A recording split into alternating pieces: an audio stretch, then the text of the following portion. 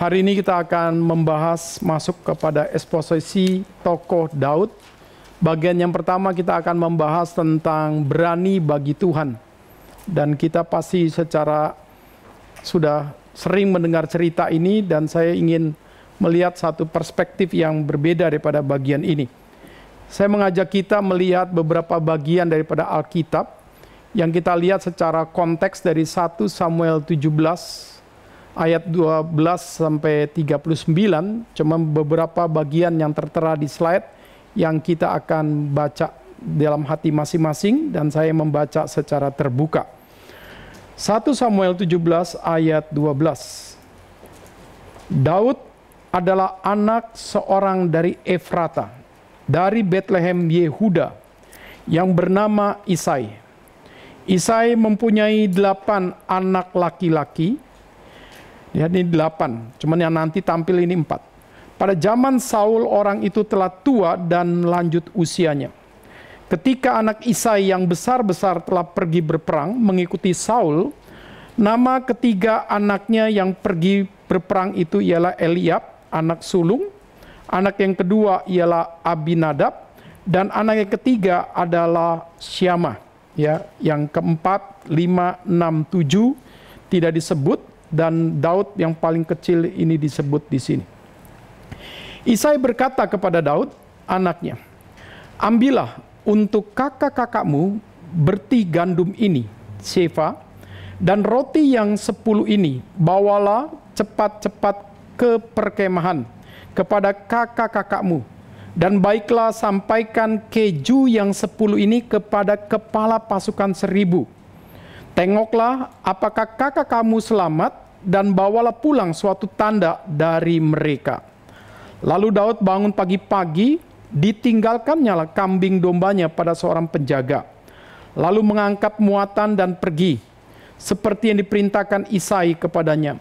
Sampailah ia ke perkemahan, ketika tentara keluar untuk mengatur barisan dan mengangkat sorak perang. Orang Israel dan orang Filistin itu mengatur barisannya. Barisannya berhadapan dengan barisan. Sedang ia berbicara, mereka tampillah maju pendekar itu, namanya Goliat, orang Filistin dari Gad, dari barisan orang Filistin. Ia mengucapkan kata-kata yang tadi juga, dan Daud mendengarkannya. Ketika semua orang Israel melihat orang itu, larilah mereka daripadanya dengan sangat ketakutan. Berkatalah orang-orang Israel itu, sudahkah kamu lihat orang yang maju itu? Sesungguhnya ia maju untuk mencemoohkan orang Israel. Orang yang mengalahkan dia akan dianugerahi raja, kekayaan yang besar. Raja akan memberikan anaknya yang perempuan kepadanya, dan kaum keluarganya akan dibebaskannya dari pajak di Israel. Lalu berkatalah Daud kepada orang-orang berdiri di dekatnya, apakah yang akan dilakukan kepada orang yang mengalahkan orang Filistin itu, dan yang menghindarkan cemoohan daripada Israel? Siapakah orang Filistin yang tak bersunat ini, sampai ia berani mencemoohkan barisan daripada Allah yang hidup? Rakyat itu pun menjawabnya dengan perkataan tadi, begitulah akan dilakukan kepada orang yang mengalahkan dia. Terdengarlah kepada orang perkataan yang diucapkan oleh Daud, lalu diberitahu kepada Saul, dan Saul menyuruh memanggil dia. Berkatalah Daud kepada Saul, janganlah seorang menjadi tawar hati karena dia. Hambamu ini akan pergi melawan orang Filistin itu. Kita masuk dalam pendahuluan. Apakah setiap manusia memiliki sifat berani? Jawabannya, setiap manusia pasti memiliki sifat berani. Tetapi keberanian manusia bersentral kepada diri akibat jatuh dalam dosa. Maka apa yang menyebabkan keberanian manusia itu menjadi rusak? Manusia dalam keberanian menjadi rusak selain karena aspek nilai dosa, tetapi disitulah manusia tidak lagi mau mengembalikan bagaimana menjadi manusia yang seutuhnya di hadapan Tuhan, sehingga pola berpikir kita, pola rasa kita, pola sikap kita boleh diperbarui oleh Tuhan. Dan mengapa Saul membuat sayembara untuk mengalahkan Goliat? Tidak pernah kita membaca di dalam satu sejarah yang begitu sangat hebat sekali dalam raja-raja yang dipilih oleh Tuhan, kecuali Saul yang hanya mau berperang dalam 40 hari. Dia membuat sayembara. Siapa yang bisa mengalahkan daripada Goliat?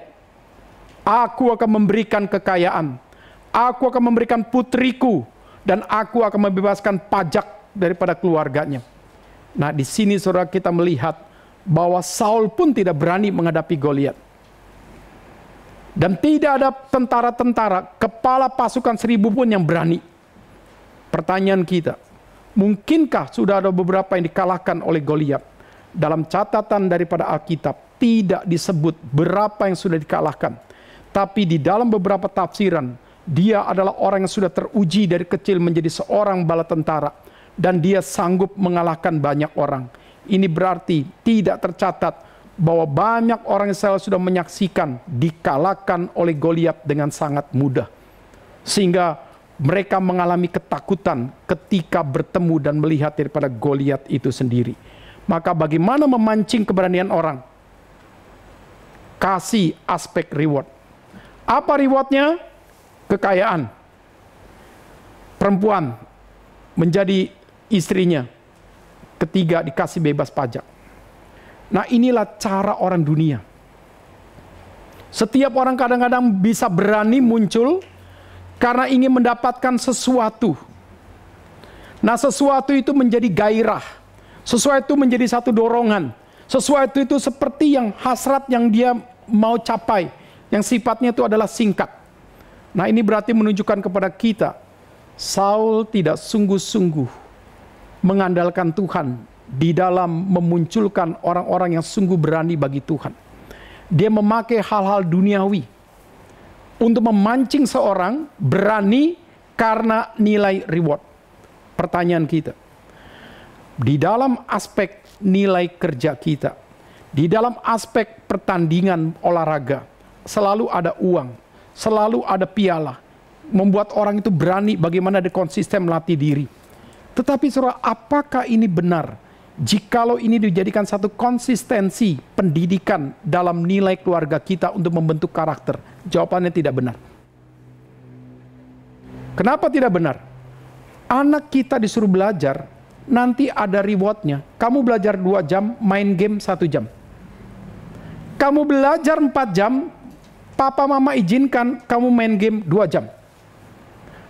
Kamu belajar baik-baik, kalau nilaimu rata-rata B, papa akan kasih hadiah uang. Kamu bisa beli ini, beli ini, beli ini. Kalau kamu mencapai ini, papa akan begini, begini, begini, begini. Selalu ada reward. Ya. Nah, di dalam bagian ini saudara, siapa yang meracuni anak ini nanti? Segala sesuatu bukan karena kesadaran, tetapi karena sesuatu janji. Siapa yang meracuni? Orang tua.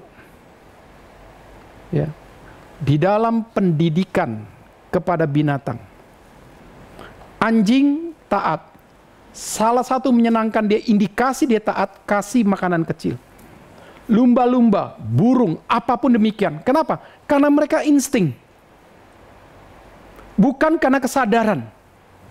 Nah, anak kita adalah manusia yang harus memiliki kesadaran secara rasio, kesadaran dalam nilai ketaatan dia sebagai seorang anak yang harus dididik, dan apalagi jikalau dia punya kesadaran iman.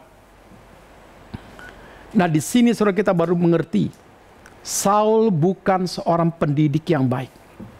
Saul bukan seorang pemimpin yang baik.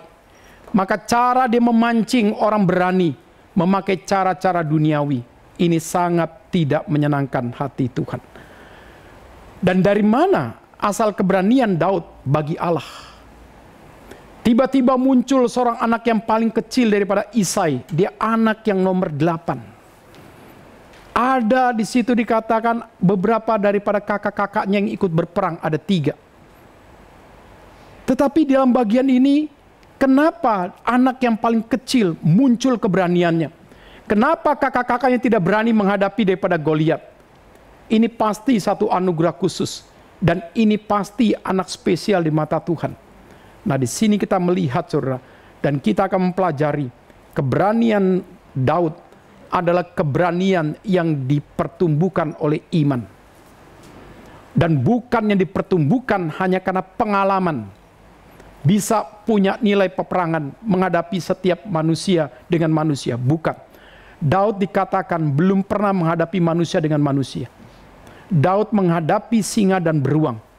Jadi pengalaman dia menghadapi Goliat itu adalah baru yang pertama kali. Tetapi apa yang membuat dia berani menghadapi Goliat? Iman. Dari mana iman dia? Dari Tuhan. Nanti kita akan bahas itu semua.